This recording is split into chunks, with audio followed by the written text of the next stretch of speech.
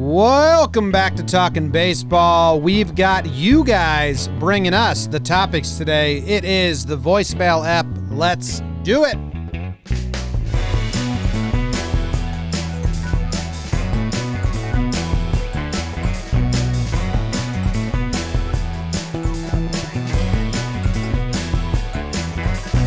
What's going on, everybody? Welcome back to Talkin' Baseball. My name is Jimmy. I've got Jake sitting right next to me. We've got Trevor in California, producer BBD right next to us in the corner. We are coming to you live from the Roosevelt's studios in the Bronx, where we record everything. RSVLTS. Jake's wearing a Surfer Waves one today. Hello. And I think Jake, before we started recording, looked at himself in the camera and said, I look great today. And we all agreed. Ooh. You do. Yeah. A different GR word for You my did. hair. Your hair looks good now. Different GR You for got my... it to the side a little Right bit. now I've got a little bit of a, graduate assistant, University of Georgia haircut going. Your dad's a lawyer. Yeah, Kirby Smart disciple, something like that. But, yeah, hey, guys. Baseball on high. It's We're happening. doing it. Bringing in the voicemails. You guys run the show now. Our hands are off. The voicemails are coming through producer BBD. I'm doing good, guys. We had some tech difficulties that tried to bite us off, but Dodgers last night, Houston as good as it gets. We've got the Aces rolling today. Oof. Yes. I'm thinking that's going to be a big day as we do the pregame show when you look at the starters and when it. But I think it's going to start mixing and matching as you get into the season, Yeah. or maybe it won't with a 60 game. But today, looking at the matchups and seeing all the aces is so much more fun than yesterday seeing all who the hell is this? Yeah. But how are you doing, Trev? I'm doing great. And, we got some good news on the COVID front in baseball. So far, the Marlins are the only team with positive tests right now, which is a good thing. And it means that the protocols worked in some regard. I think that the Marlins, I don't know, what's the right word for them? They've quarantined themselves and they didn't pass it on. So that's good.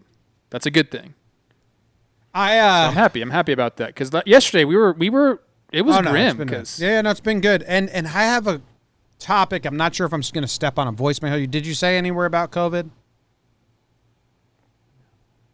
No? Go for it. It's a weird situation that I feel like I could can it, and maybe that's the smarter move. Does David Price look like an idiot with the strip club news? Because David Price came out hard against MLB saying the protocols didn't actually care about the players. They actually, they all suck. This is why I didn't want to play. It was a very hard tweet from David Price. And if it's true that the Marlins were at a strip club, and that's how this all started. We don't know if that's true. We don't know if that's true. If it's true, then yes, there's a little bit of egg on David Price's face. That's fair. Let's talk about it because in parentheses, I think it's true. I think it's true. Parentheses. Okay. People have been saying it. When there's smoke, there's usually fire. And then I brought something to your guys' attention I got in my DMs, which is an interesting fact. And I've shared it with who I thought it should be shared with first. Now we can just go ahead and say it on here, I assume. We might get in trouble. I don't know. Sure. Does it matter anymore? No. I got a DM from a flight attendant that, here we go. Okay. That's a build-up, people. That's how you do it in the biz. It's time for Trevor's tidbits. He's not gonna show you his bits. He's probably taking the shits. It's time for Trevor's tidbits. Okay, what was this DM you got? Yeah, my DMs are hot. Yeah. Look, I honestly still don't know how to interpret this, but my job is to share baseball information with the fans that listen to our show. That's what I'm going to do because this means a lot to us as a company, to people as fans, because we need people to stay COVID-free to have a season. So I got a DM And it says, "Hi, Trevor. I'm a flight attendant with Delta. Currently working or was working the Marlins charter until it got canceled." So in case everyone doesn't know, there's always flight attendants. There's a full crew on board. Usually you have the same people throughout the year. Sometimes it's different. I don't know what's going on this year. Could all be different for security reasons, whatever. I'm with a few pilots, and they saw your tweet about the planes. I'll tell you, as long as my name isn't mentioned, which I'm not going to mention the name, that one of the flight attendants that worked on the first flight for the Marlins to Atlanta tested positive after she landed. To or from? To Atlanta. Okay. Tested positive after she landed. Delta pulled the whole crew, and then I was supposed to work both charters home to Miami and then to the Baltimore series. So allegedly, if this is true, and allegedly, if this person's giving you real insight, that would tell us they got it in Miami and then took it to Atlanta? Or they got it from the flight attendant, either or. It seems, I'm reading it as the flight attendant had COVID. Or, I don't know. That's what I'm saying. I don't know how to interpret this. But what I'm saying in my mind right now is that a flight attendant had it on the plane. Obviously, you're in close quarters on the plane. On the way to Atlanta, a couple guys got it. It spreads very easily.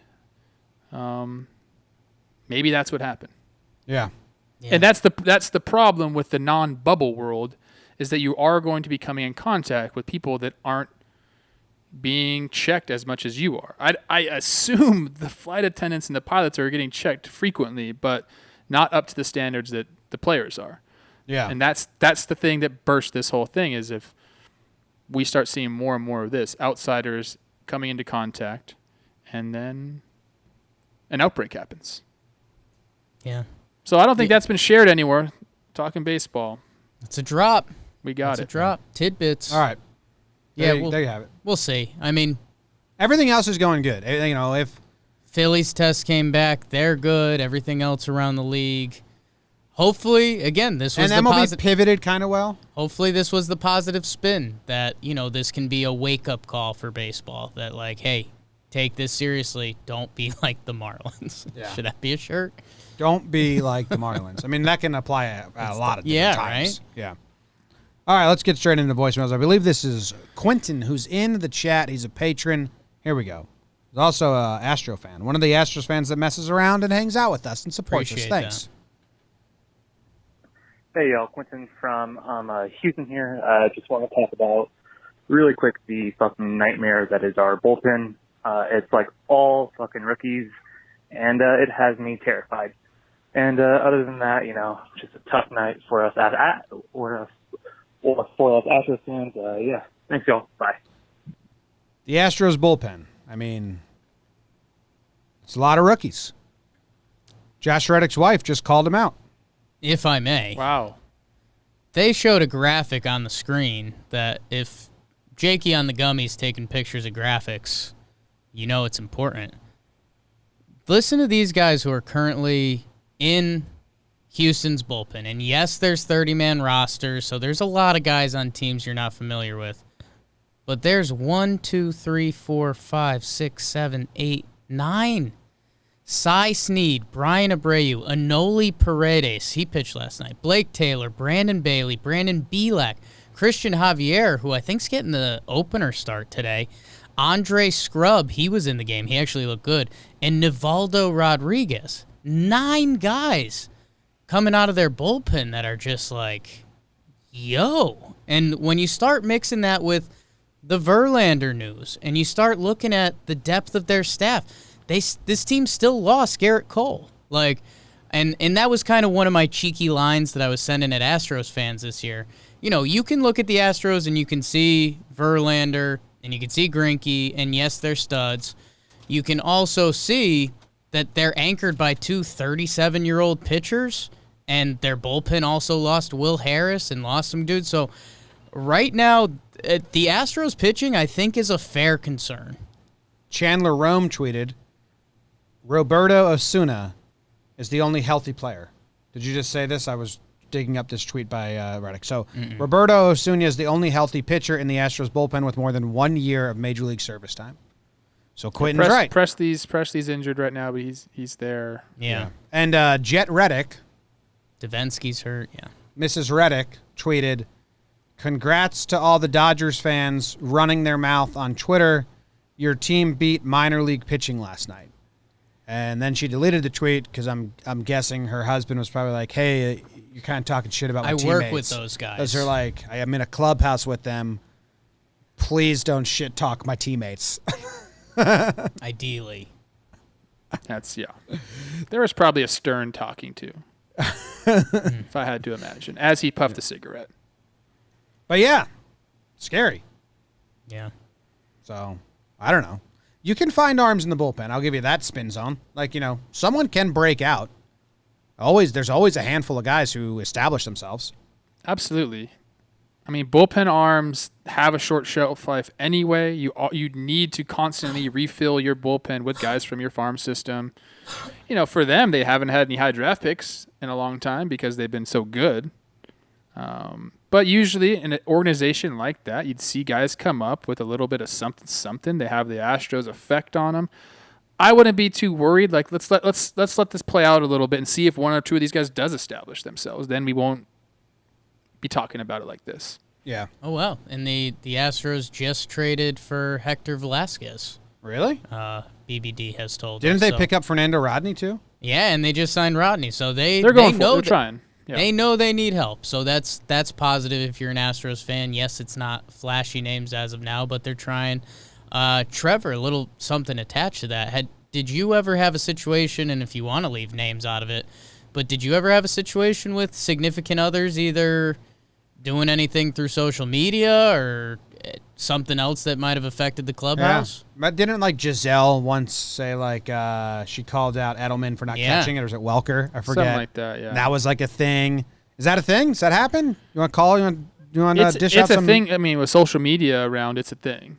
But, right. I mean, I never had any experiences. Olivia is she understands what's going on, so she never had done anything. And I'm not remembering anything off the top of my head, like where someone tweeted something and it was like, what's going on?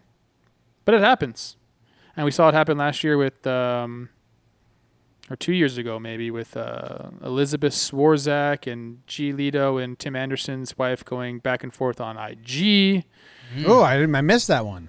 Yeah, happened either last year or 2 years ago. I mean, I think stuff like this happens, Yeah. People have opinions and they post them online. They're there for usually forever. Yeah, usually. Yeah. All right.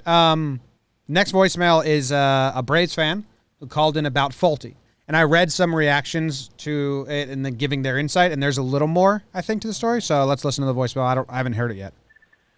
Hey guys, so I just wanted to give my opinion on the Foltynewicz DFA from a Braves fan's point of view. So when I heard it happen, I wasn't surprised at all.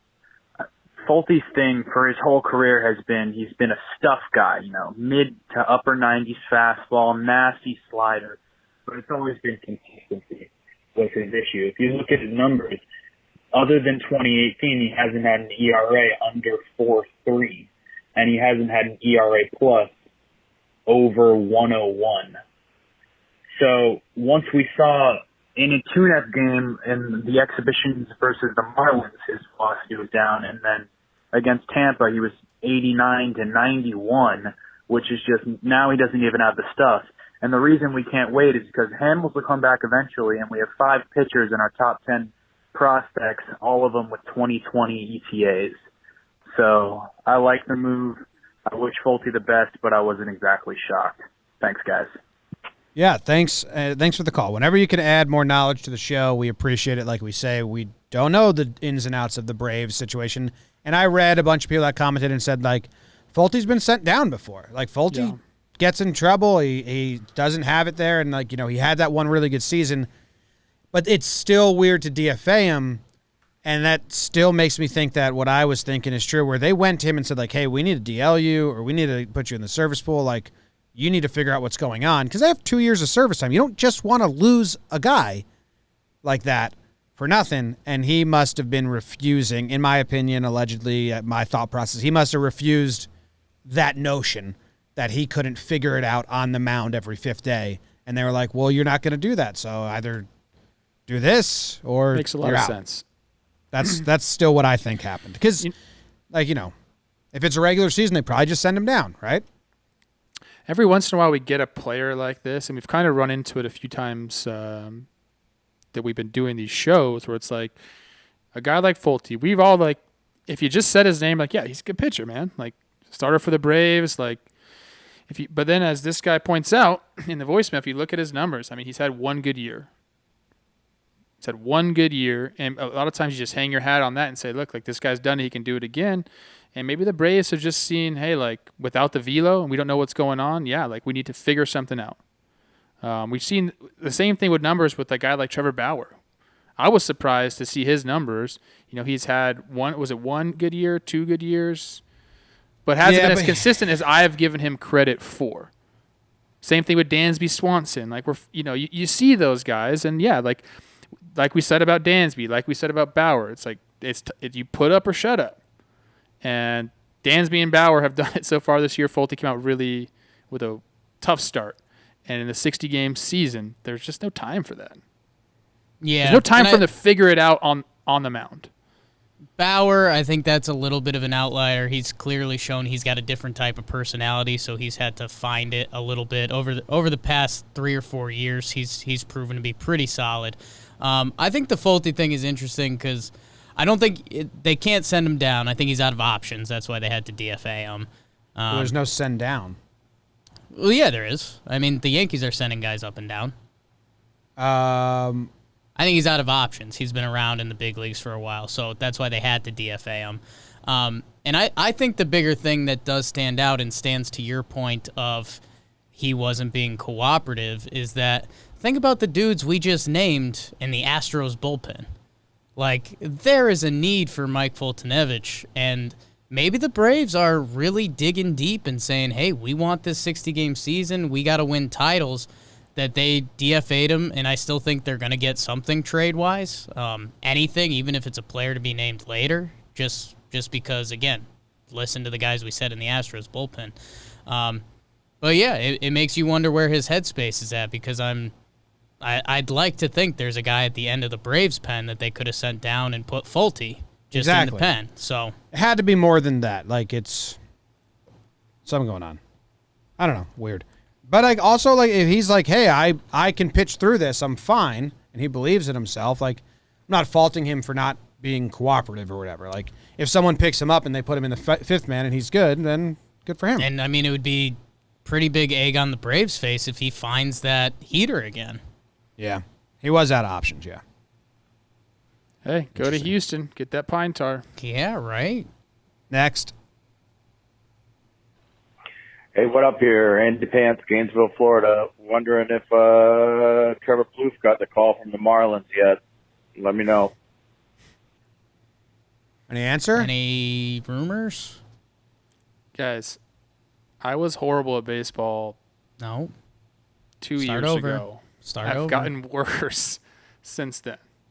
I know it's kind of a joke question. I get it. But like I said the other day, you couldn't pay me enough money to go play right now.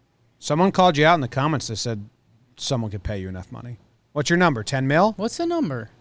1 I year, guess 10 I mil? shouldn't say they couldn't pay me enough money. Yeah. They wouldn't pay me enough They money. won't. They pay you. wouldn't. They will not. How about that? pay They could pay me. I don't know what my number would be, but I know no team is going to give me the number that I need to go out there and play.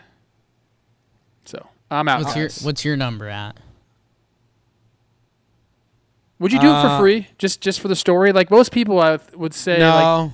If I could do it for a day. We got a lot going on. Yeah, I kind of can't step away from the day-to-day here. But if you think about it, the content that would come of that. Yeah. Yeah.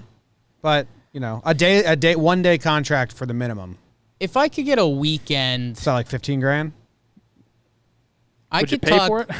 I could talk into like a 3-game series Friday, Saturday, Sunday for 10 grand. Yeah. Exposure. Yeah. No, we don't trade in exposure. Yeah. Not. I. Okay. His Yeah, it's tummy not doesn't going to feed happen. I mean, itself. clearly it's not going to happen. Well, I'm not good enough, and like I said, not enough All right, money well, out you know who may be good enough to make the playoffs? The next voicemail.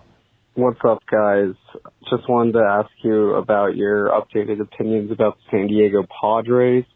I think if they can keep hitting on all cylinders with Will Myers and Eric Hosmer in the lineup, they're pretty much a shoo-in for the playoffs if the pitching can handle some more intense competition. What do you guys think? I need to know where this caller's head was at before the season starts. Yeah. If he started at, like, I think we can get, once they announced expanded playoffs, if he was like, I think we can get the wild card, and now he's jumped from that to shoe-in, that's cool. But if he started at, like, let's just have a fun year and develop, and now he's shoe-in, it's pretty quick to go shoe-in. I was going to say, like, that left pedal, that's the brake. Let's pump it. Pump it a few times there. They look good. But like he said, they're firing on all cylinders. Obviously, that doesn't last. And if you're a Padres fan, let's think about it this way. You're running hot coming into this season. Trev had the over. He was buying into the Pods just a little bit, 31. And they beat the Diamondbacks, who is the team that they thought was probably their competition for the 2-hole. So they're coming in hot. So a double pat in the background for you guys. Trev, you were earliest in here on the Padres, love. Jim, their bullpen nasty. Yes. Even their Well, they added Pomerantz and Pagan. Their ancillary pieces outside of the main dudes are young guys with nasty stuff. So those guys were shoving the other day. Pagan so kind of if blew you up. get one or two of those guys to click with Hand, with DrewPalm.com, with Pagan, I mean, now you have, like, you can start. He's not there anymore. He's not there? Isn't he with the Indians? Who am I thinking about? Kirby Yates, excuse me. All right. Small last names. Yates, excuse me. But they can start doing like 5-6 inning games. And you start staying in games longer when you have those arms. So they're feeling good. And Peter Gammons tweeted it today. Story of baseball last night. Drew Pomeranz in his great start. Not that Dodgers-Houston thing. Drew Palm. Yeah, I mean, I don't think Hosmer's going to stay at a 500 batting average. Well, and I don't think Austin Hedges is going to stay at a 0. no. Love you, Austin. No, I mean, it's fun. They're doing a lot of fun stuff. It's really the Tatis show, though. And this Someone told me that Will Myers wears a toupee. Rumors. I never heard that. Rumor mill. But if there's one team that benefited the most from two teams from each division getting in, it might be the Padres. Yeah, if they can get that wild card, I'm still very interested to see how that plays out, because if the East, the East has a bunch of teams that are better than the Padres, IMO. I'm not saying the wild card. Top two teams from each division get in. Yeah, okay. Well, Jake's Rocks would have to really... Chase Tingler, 4-1 as manager. The Ting Manager. Daddy, man. I had a lot of experience with him. Definitely a fan of old Jace's. Early manager of the year candidate? This is the DM I got. Okay. Please do a breakdown on Will Myers' toupee. It's so bad. You would think that with a big contract extension, he could afford a better one. And it's from someone we know. Damn. Who's a female, which my sexist brain says they know hair better than I do. Sure. So it's Sexist. pretty... Let's see. Yeah, Sexist. I opened Yeah. sexist brain. Guys, know what else makes you feel cocky as a Padres fan? How about their first time through the rotation? Paddock, 6 innings, 0 earned runs. Zach Davies, 5 innings, 2. Dinelson Lamet, 5 innings, 1. Garrett Richards, 5 innings, 0. When you're getting that kind of performance from your starters, almost any team is going to be good. Yeah. Paddock goes again. Let's see if they can keep it up. I'm interested to see if they can do this. Like we said last year, the Mariners started like 15-4, and they balanced out really quick. I think this Padres team's better than that Mariners team last year. I'm just saying it's 5 games. Do I think that they look much better than I anticipated? Yes. But like Trev pointed out, the caller said firing on all cylinders. Yeah. And a true test is, can you win games when you're firing on maybe 2 out of 6 cylinders? I will say this, and I don't think any of us gave enough credit to a guy like Garrett Richards coming over. Like when he's pitching, he's been really, really good. His health has been Like, so I've- bad. I've faced him, and he's a guy you never when you go up there, he's throwing these. They look like cutter splitter things. That's his fastball. Like, it moves and it's heavy. And usually when you throw a cutter, it's not heavy, but his is. He's got the stuff. And if you look at his numbers throughout his career, they've been good. He's got to stay healthy. If he's healthy now, that's a steal for them. Lamet's start was pretty cool for them. I mean, he had eight Ks in 5 innings. He gets the punchies. Yeah. Cool. All right. Good. Next voicemail. Padres. A little Padres talk. I like the voicemail episode. We're learning. We're talking. Bringing storylines. Go to look people up Garrett Richards' stats. Sorry. All right. We will. Okay. What's up, guys? This is Michael from Cincinnati. Big fan. My Reds are not doing too well so far. They 1-5, dropped the series to the Tigers, lost a couple games to the Cubs. Our aces have been aces. Signing Gray, Castillo, Bauer have locked it down. Although our bullpen has kind of blown it in most of these games. So that being said, what are your updated thoughts on the Reds in this NL Central race? Currently, the Cubs are the only team above 500. Do you think it's going to stay that way, or do you think Reds and some of these other teams still have a chance to come back? Obviously, it's only 5 games in, but now that we have some games under our belt, interested to hear your thoughts. Thanks. The Reds, we kind of talked about this on the pregame show today where Amir Garrett tweeted out, like, hey, give us time. And, yeah, it's early. And, it's early. But, man, if there's one division where you don't really have that much time, it's that one.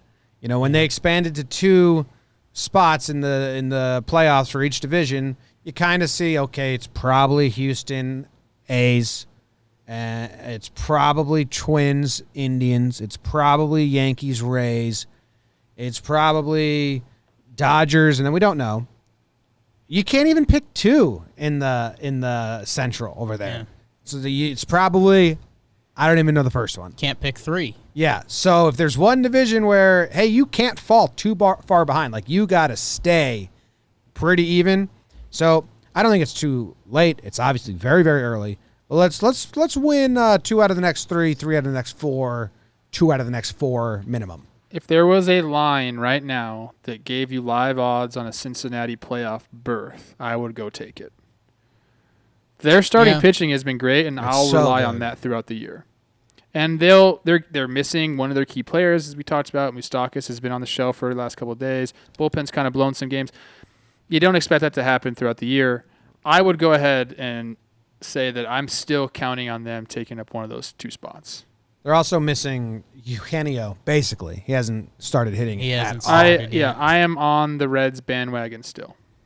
Yeah, I mean, that's the big thing. Bauer and Castillo, I mean, both 6 innings pitched Bauer with looked double-digit great. Ks. I mean, you're excited about that. Sonny Gray, his past 34 starts, less than 6 hits. That's silly. And, yeah, it's early, and it sucks that you have to talk this way. But, again, Lorenzen kind of blows a couple for you, and we'd be sitting here saying, the Reds are 3-3, and they look solid, and we'd be like, hey, those Red starters have figured it out. Get excited for them. So you do have to be a little patient. But again, you let a couple games slip away. You're playing the Cubs right now. They can win a baseball game any given day. And if that turns to a 1-6, a 1-7, I mean, things get loud really quickly. What's our math this year? 2.7? 2.7. So if you do 7 times 2.7, I think that's... Do it. I think that's the 19 number. I think 18.9. So that would be the equivalent of starting 3-19. Yeah. So don't get to 1-7. Ooh, that'd be bad. Lorenzen's been bad. I don't know if you guys know, I don't know if you really know how bad he's been. You know why? What? Too flashy? Vans shoes? Put your cleats on, dude. I get it. You had a good idea. Everyone in the history of baseball that's from California has thought about doing that before. He actually did it because you're allowed to do whatever you want now. Put your cleats on. Clint Frazier does that for the Yankees, too. And he's in AAA. Put your cleats on. Yeah. I mean, win probability added for pitchers or for players? He's negative on all 3 appearances right now. When he comes into the game for the Reds so far, good. He came in. It's bad. Let's think about this a little bit. But here's my thing to the Reds fans.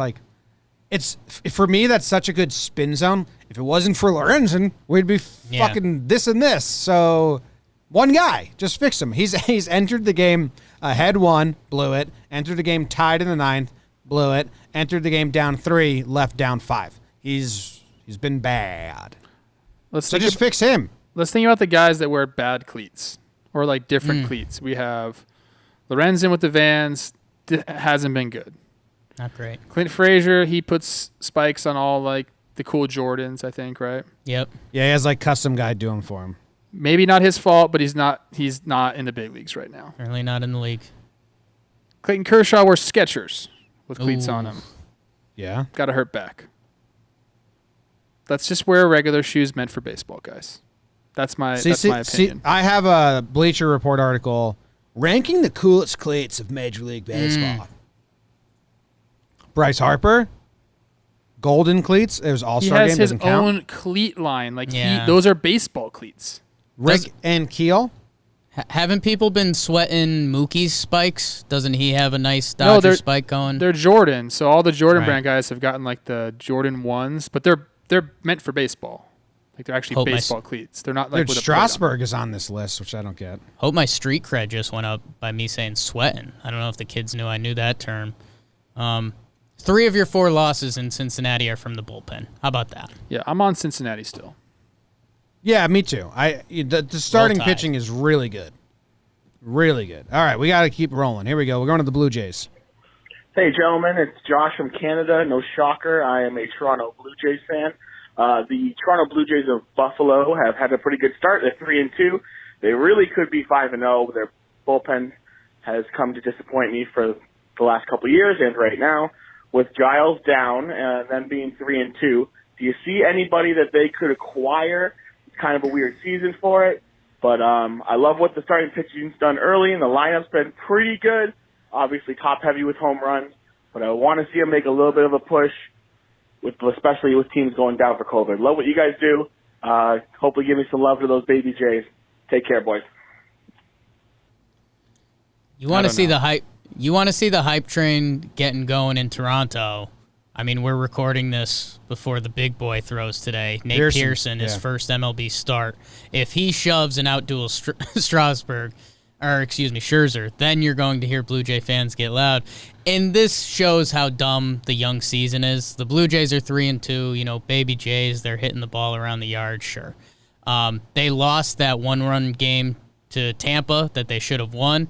If the baby Jays were 4-1 right now, we'd be having a much more amplified conversation. Yeah, they look good. They look really good.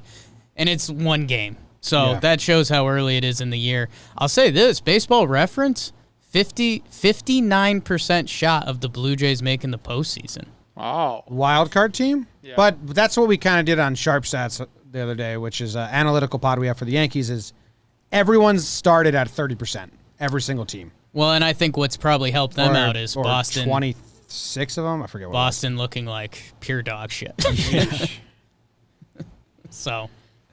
The one loss in Tampa Bay, I mean, we talked about it on the recap. It was like, they were a centimeter away, and then they scored in extras, and then, it didn't happen. So they look good. Their starting has looked good. I mean, his question was, are there bullpen arms that they can pick up? And like with the Astros, they just picked up 2 guys, but develop guys, bring up guys in the back. I do not know about the independent league and the AAA bullpen situation of what arms are available, and I think everyone's just taking a stab in the dark. Yeah, it's not like a normal year where we're seeing a bunch of guys getting designated because of the larger player pools. You're either just keeping that guy on the roster or, he's just going to be part of your pool. Like, you need to have players, So I don't know who's just out there ready to go. But, Pearson could make a big difference for them. And I'm kind of, like, loving, like, the Baby Jays thing because I remember the Baby Bombers in 2017. Fun. Quickly turned into the big boys. And I think that we might be seeing the same thing in Toronto. And that's scary for you guys. Do you know who one of the best Blue Jays relievers been? Who's that? A.J. Cole. Coltrane. My guy. I've got a little bit of a take for you guys. Give it to us. What if I told you there's 2 really well-run franchises that have pitching depth in a year where a lot of teams, like we've just had a couple callers, looking for a little extra pitching? Dodgers and the Rays. They've got guys that they're not really using. Like, I think Tony Gonsolin, didn't he not even make the 30-man? And he had a respectable year last year, if not good. I wouldn't be surprised if you see one of those teams try to, like, take advantage of this a little bit. If you're, if the Blue Jays need an arm and they could flip Gonsolin for a decent prospect, I don't know. I'm just saying, watch out for I don't that. think they get anything for not one Gonsolin. reliever. Those two teams are in the practice of hoarding assets. Yeah. But that's what I'm saying. They could turn a Tony Gonsolin that maybe not a big asset for them into a bigger asset for the future and just keep feeding the pipeline. I don't know. Okay. I don't know. Good take, Jake. Thank you.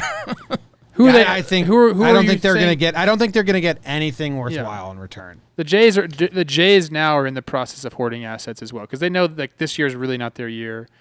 Next year is probably the start of where they really want to start competing, and then the next year after that will go. So I don't think they're not going to give away any of like their guys for this year. So if you're a Toronto fan, just watch the games for like the young offense, and then Nate Pearson just like enjoy their baby seasons. If Nate Pearson shoves today, you're not going to win the World Series this year, okay? Like, just stop.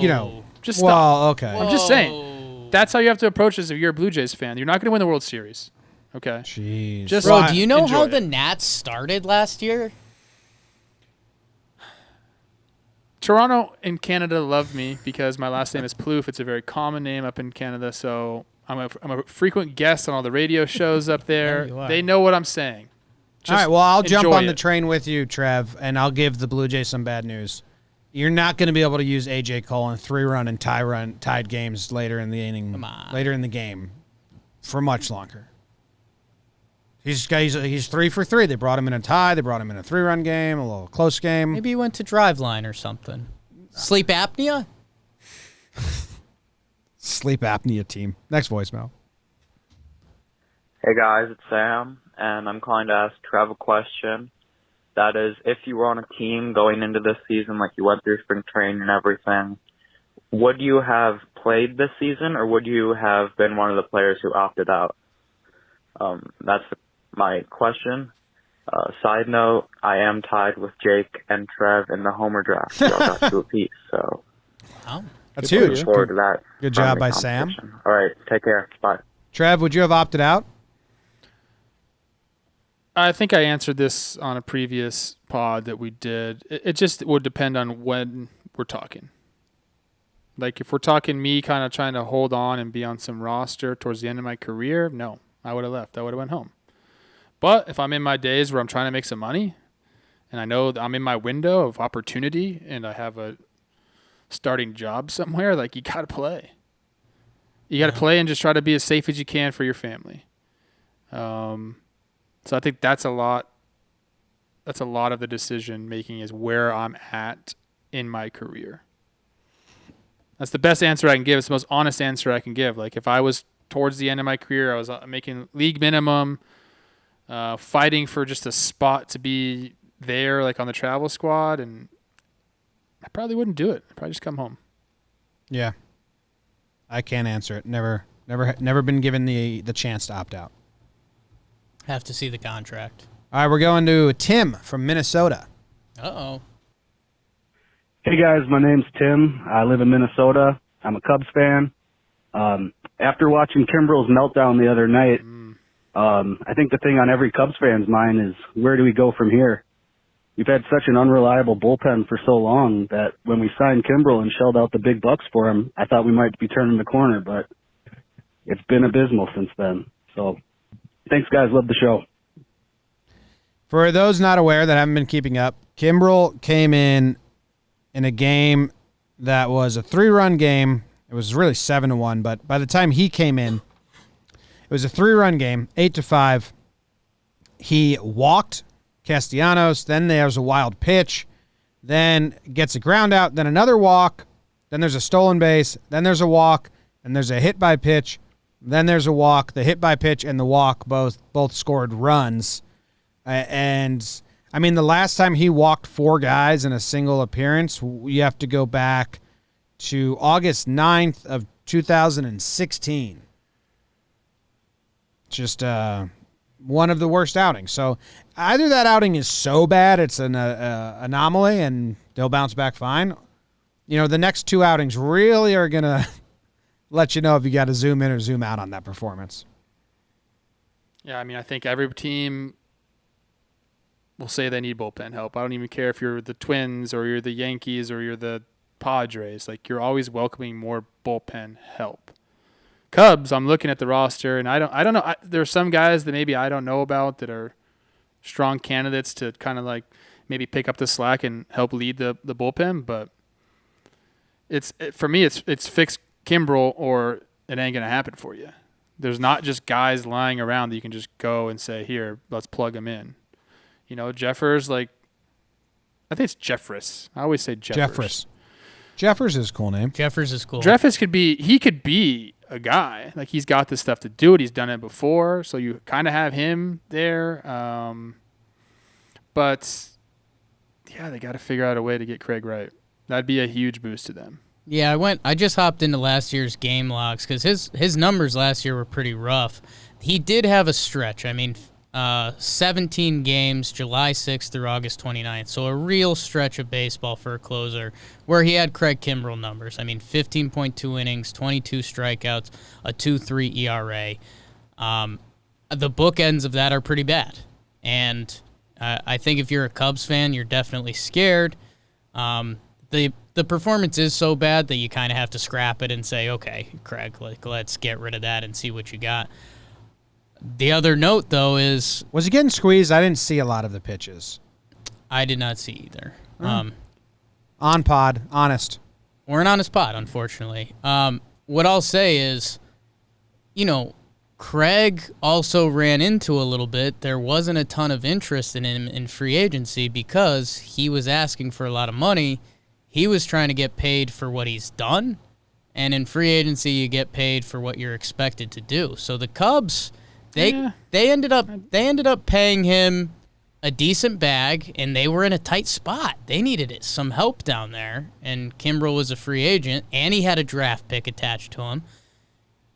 They bring in Kimbrel, they give him the money, and I don't know. His numbers with the Cubs have been big bad. So he just hasn't pitched a lot with the Cubs, It's true.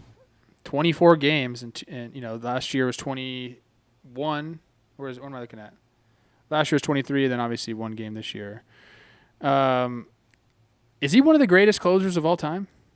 Statistically, everything he's done since his start in Atlanta in 2010 is special and all time. So, then let's just pump the brakes. Let's give him a chance to get right. That's kind of how I think. Until this guy comes out and has a full year of just being horrible. Let's give him the benefit of the doubt because I think if you look at the numbers, he's earned that. Now, I know he's 32. Guys age out of that role, but let's give him a chance. His first 8 years are unreal. Yeah. I'd still want him on my team. Unreal. Put it that way. Just have Hendricks go complete game shutout the whole time. Chatwood looked good, and this dude Alec Mills, I don't think he's going to last because he doesn't throw hard at all, but incredibly fun to watch. How was his velo? Whose? Kimbrel. I will find it for you. Find me that velo. Because, that's what you look at. If his velo is still there, all it could take is one bullpen session, one flat ground session where he's like, oh, shit. The old David One Price. video session. Get the cameras on the guy. Get the statistics. Let's find out what's happening. His four-seamer averaged at 96.2 miles per hour. In 2019, it was 96.2 miles per hour. In 2018, it was 97. In 2017, it was 98. In 2016, it was 98. 2015, it was 98. So it's down 2 miles per hour from his prime. That's not plenty even in the tank. Yeah, that's not that concerning. It's enough to do it right if you're doing it right. It is trending downward, and so are some of the strikeout numbers. The K per 9 have gone down. So, it's on the watch. And again, I think that ties into him not getting the contract he wanted originally. But Craig Kimbrel can still do it. You look at his numbers last year. That was a bad year. He pitched 23 games. He still was at a 13.1 K per nine. Yeah. It's elite. That can get it done. Yeah. All right. So let's give him a chance. Thank you, Tim from Minnesota. Now we have 2 Philadelphia calls in a row, so I'm going to play them back to back. Hey, what's going on, guys? My name's Brett. I just wanted to call in and say I'm a huge fan, especially of you, Trevor Plouffe, big Phillies fan. Loved your time in Philadelphia. Walk-off home run was great. But I just had a quick question for you guys. So, obviously, JT Realmuto is a free agent at the end of the season. Would you even think he would want to re-sign with Philadelphia after having to just catch these terrible reliever after terrible reliever? I feel like it's got to be frustrating for him. He said he loves Philadelphia, but at the same time, do you think those terrible relievers and terrible backhand of the starting rotation is going to maybe lead JT Realmuto to leave Philadelphia? Thanks, guys. Keep up the great work. You guys are awesome. Thank you for calling in, and there's one more from Philadelphia. Here we go. What's going on, fellas? My name's Kenny from Pennsylvania. Jake sucks. Obviously, we all know that. I just want to talk about Phillies. Some I've been thinking about Rhys Hoskins. He hasn't really been that great for the Phillies, and we really need starting pitching. Because we've had the same starting pitching for like 5 years and haven't made the playoffs once. So I've been thinking about trading Rhys. He had a 226 average last year. It seems like all he does is really walk or strike out now. Trade him for some starting pitching. I don't know. I don't know what you guys' thoughts would be, but yeah. Take care, guys. Love the show. Appreciate you guys calling in. Reese, I got to correct my guy who called in right away. In the 3 games Reese has played so far, he has a 600 on base percentage. 7 walks, leading baseball. Leading baseball. He led baseball in 2019 with walks, and he will never have a high batting average because he doesn't care about that at all, and neither should you, our fine friend who called in. He has been statistically above average every single season. Average. What's that?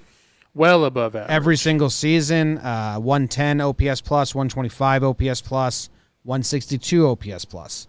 The on-base percentage is 354, 364. Reese is pretty good. If they traded him in the middle of his service time years, you'd probably get a decent return. So maybe it's a thought, but don't discredit him because of his batting average. He doesn't give a shit about those numbers. Clearly, which is fine. I love Reese. You know what? Like, honestly, it's kind of got my head turning. But let's go back because the guy did call me a Phillies legend. Thank you. I know. Yep. Everybody knows it.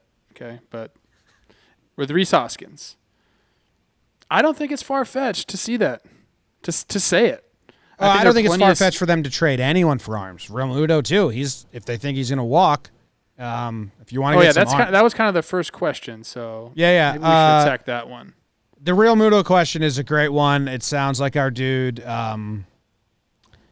It's just a reminder that, Realmuto wants to go to whatever team's going to pay him the most money because this is his first time. That's it. Being a free agent, and he gets one huge, huge payday, probably because he's 30 years old, and he's a catcher in his life, and it is no fault for him to literally close his eyes, put out his hands, and say, whoever gives me the most money, I'll go there because this is the generational wealth that I've earned for my family and kids and their kids and that. So don't forget that is the correct move by him. And yes, he may say he loves Philly. He may love Philly. It's his first time being a free agent. He's 30 years old. He's going to be highly touted. He's going to take the biggest bag, and we should celebrate and be happy for him because he earned it. Yes, I think that the only decision on cities would be if there were comparable offers, which might happen because we do know that the owners collude. Yeah, then you go. Then pretty much in the open about that. Then, yes, at that point, he may look for a team that's contending and has pitchers that are good. Yes, but the main thing, like you said, Jim, it's give me my money. I've earned it, and he's 30. This is it. He wants the most money. Money. Pay JT. Someone's going to pay him. The guy's a stud. It'll be interesting. I think he's going to have a draft pick attached to him. Did they waive that for this year? I'm trying to think when we went through all the crazy rules. I don't know. I think at one point they did, and They then talked after about that, it? I don't Yeah. think at the end they didn't. You could see the Phillies being the highest bidder either way. And, you know, an interesting caveat, the money is first. The money's 1 through 10. 11, his relationship with Girardi might be interesting, having a catcher in the dugout. The Phillies are lined up to be good, at least offensively. You know, Harper's 27. We forget that because we've known him since he was 16. Hoskins, also 27. So those guys are supposed to be cogs in that lineup for a while. Real Muto coming back, it comes down to the money. Hoskins, man, it's interesting. Like you guys said, if the Phillies ever get the right offer for pitching, I think they have to be all ears. I think they've got Hoskins penciled in for a while, and especially with the DH now. Especially with the DH, and he's a talented dude. I mean, I will say this for Philly fans and the guy who called in, and like Trevor said about having, you know, Phillies legend Trevor Plouffe. Yes, Jake does suck. Thank you for that. I don't know. I understand the frustration when you have a guy like Hoskins who, you know, you can go a series without him putting a bat on the ball, and that's his approach. And it is a little mental mindfuck you need to get over, because if he gets 3 walks, in theory that's 3 singles. To commiserate with them, it took Jake and I about a full season and a half to get over that approach with Aaron Hicks, who goes up there in key moments and just, you know, he's not trying to swing. And it's very frustrating. And we used to get very frustrated. What do you mean he's not trying to swing? Dude, Hicks has at-bats. Like bases loaded, Hicks leads the league with bases loaded walks. And it's like, cool, man. But if you try to put it in play, maybe 2 runs will score. And you can just tell he's looking for a walk because he's an on-base percentage guy. And, like, he leads the league in bases loaded walks. So, but it's just very frustrating because it's like a swing could be cool too. And I think more so what it is that we had to learn and I had to learn was a lot of these guys are very specific. They're looking for a pitch and a location. You know, there's a lot of guys that it's like 2-0, let's look for that fastball and drive it. These guys are a little more specific. I think the Aaron Hicks and the Rhys Hoskins types are saying, like, if it's a fastball low and away, that's where I'm looking and I'm going to drive it hard. So sometimes you'll see a fastball over the middle and you're like, oh, that one looked nice, but if that's not what they're looking Hicks for. Hicks plays very much like a guess hitter. Like, he hunts one pitch. So he'll take pitches and stuff. So it's frustrating, but the results are there. What you do, especially nowadays with the scouting reports, and I know Reese does this, I don't know about Hicks, but you'll go and you'll say, let's look at this guy's arsenal. He's got a 2-seamer, a 4-seamer, a slider, and a curveball. Okay, out of those pitches, what's the one that gets hit the hardest? And in what location? What has the highest slugging percentage? You start to go over those. And you can pick 2 or 3 of those, and that's what you look for. Okay, well, his fastball away, middle of the zone, gets slugged, at like a 700 clip. Start there.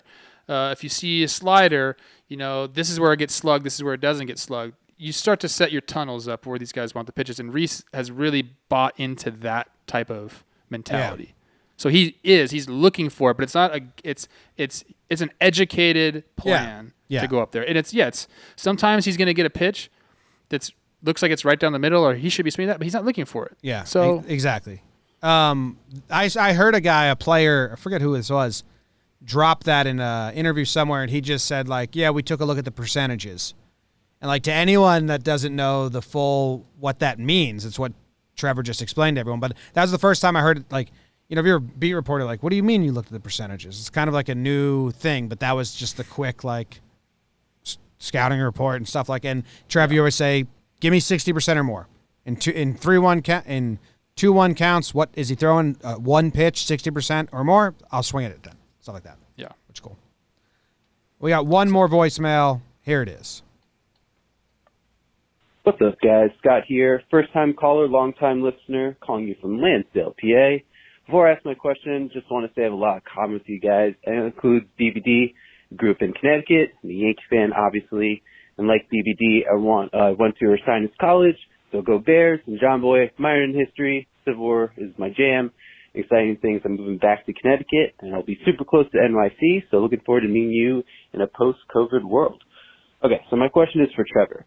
I know you said you wouldn't want to play this year, even though you got paid buku bucks and all that, but just in baseball terms, about the factors of COVID and making everything weird with baseball season, what team would you have liked to play for this year? Would you want to go to a team with World Series aspirations, bet of a young squad, team that just has a lot of fun, or would you prefer to be with a team you've played with before is in Southern California? What do you think? Thanks, guys. Okay. Let me, you guys answer the question like he asked it to you, because I got to go close this. I got my guy here, and he's going to be making a lot of noise. So you guys go first. I'll be right back. Yeah, I'd like to be I don't want to be a star player. Okay. And I don't want to start every game. Okay. And that's an earnest answer. Yeah. You know, backup bullpen catcher's probably my jam. Right. You get to make some jokes. You get to hang out. You get to be part of the gossip in the pen. So you're not on the team here. You know, very envious. I'd like you on the team. I'd like you on the team. I'm going like I think that would help. Okay, backup catcher. Yeah. I'm just finding my position first, then we'll find. We're still team. on positions. Jake talked me out of bullpen catcher into backup catcher. We want to get him on the team because I wanted to be bullpen catcher. I think helps. that's an awesome job. Yeah. Backup catcher, and then put me on a contender. Give me the Eric Kratz role. Okay. Quadruple A catcher on the taxi squad, gets to hang out a bunch, no pressure until there's all the pressure. That's what I want. Big first pitch swinger, old Kratzy. So you have to go up there and just try to swing. Have I ever told you his home run, his book, Trev? Dude, Kratzy's book is so impressive because he just hunts fastballs. I'll bring it up. Jake, you give your answer. Go get his book. I've played against Kratz for, I don't know, my entire career, minor leagues and big leagues.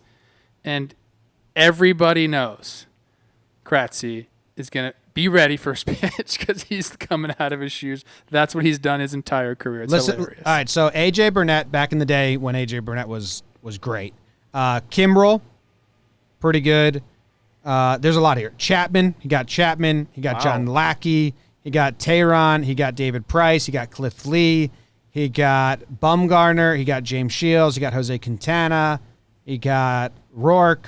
So those are the big ones. There's others on here, but some cool names. Yes. It's been around for a long time, man. Mike Leake, that's not as impressive as the other. Dan Herron. Sure. There's some good names some on nice his book. He's got a nice book. Mine makes a lot of sense. I'm clearly in a Gerardo Parra role. A lot of energy for the team. Ronald Torreyes. Some good defense. I'm making some really good defensive plays in the outfield. You're not getting much with the stick, and that's honest. The only alternative I'd say, which would be cool and is the complete opposite of my body and style, would be just a wild card reliever. Just pump a hunch, don't really know where it's going, can't trust me at all. I don't even know if I have another pitch. Why don't you be a bullpen knuckleballer? I don't even know if I have the first pitch. Female bullpen knuckleballer? That'd be cool. Yeah. Trev, what do you want? I've been thinking about it since I got the question, and BBD kind of queued it up to me before the episode even started. Ooh, inside source. It's tough, man. A lot of me says, dude, go play for the Dodgers and go win a World Series championship for a team that hasn't won one since '88. Be a hero in your city and, do that. But I think that's kind of the easy answer for me. So, I like the young dudes. Everybody knows that. I think I'd go to the Padres. They're hot right now. I think it's a lot of young guys. Maybe they need a veteran presence in the clubhouse. I could just kind of show. I could DH every once in a while. Living in San Diego, the weather's good. I still get to come home and play in LA. I'm familiar with the brown and yellow jersey color scheme. That was mine in high school. I think I'd start there. I really like that for you, Trevor. Yeah, I think I could fit in really well. Yeah, man. You Hosmer and I go way back. You think Jace would be intimidated by you? Jace and I go way back. Jace brought me on. He's the one that brought me to the Rangers organization. So I spent a lot of time talking to him. He probably doesn't like me because I asked for my release very quickly. Sure. But we do. We go back way back. So I think Padres would be a great fit for me. You and Hosmer, maybe you copy each other's facial hair at one point. You're laughing it up with Tatis and Manny, and then you're connecting it with the other guys. That really is a good fit. It suits me. Yeah, I'm like I have a lot of friends in Miami who know Manny. Did I say Manny? Friends in Manny that know Manny. Friends in Miami. What do you think about Manny's facial hair? I haven't even seen it. Do I have to go look at that right now? I tweeted it out, and it was a mean tweet, but I said he paid a lot of attention to craft 3 different patches of facial hair that all look bad. He's got the Joe Dirt mutton chops that come to a point, and then he's got the little French Pierre mustache, the little pencil mustache on the top lip. Then he's got just the chin hair like the junior in high school. That's all he can grow. And it's 3 different looks all coming together. Is it carved up, or is it just kind of loose? No. It was like he had someone do that to his face. He's from Miami. They want to be the first. They like that being out there, being first with the new look. Maybe that'll be a new look in a couple of years, and we'll look back. Joe at this Dirt and was the Jimmy. first. Okay. I've got some breaking news. Yeah. Markakis is rejoining the Braves. He's opted back in. I thought that was illegal. Which I think everyone thought, but this is David O'Brien, blue check, ATL. Well, if you have Athletic. a reason, I think you can opt back in. So yeah, he's reinstated from the restricted list. And a good comment on it by Amber Theo Harris, Emmy Award winning storyteller. So give her some love. She said staying at home with half a dozen kids will do that to you. So Markakis back with the Braves. Does he have 6 kids? I'd assume so. Question. Otherwise, it would be really out of place. Maybe he's just been living at a daycare. Just using his time at a daycare. He rented out his apartment to someone else, and then you're staying in the daycare underneath, and he's like, Nick this Markakis sucks. kids. All right, we got to get out of here. How long has this been, BBD? Hour and 2. This has been nice and relaxing, and I really do appreciate everyone that called in. Yeah. Because that is a way for us to know what's going on in your brains and your fan bases, and sometimes you're going to give us answers, and we're going to give you questions, and vice versa. So we're going to keep the voicemail episode going. I don't think there's going to be themes. It's just call in, correct us, or ask us a question. Yeah, anything. Hit him with the number one more time, BBD. 917-426-2796. Wow. There you go. All right. Thanks, guys. See you later. 3 kids for Markakis I've got. 3? It's not half a dozen. Count.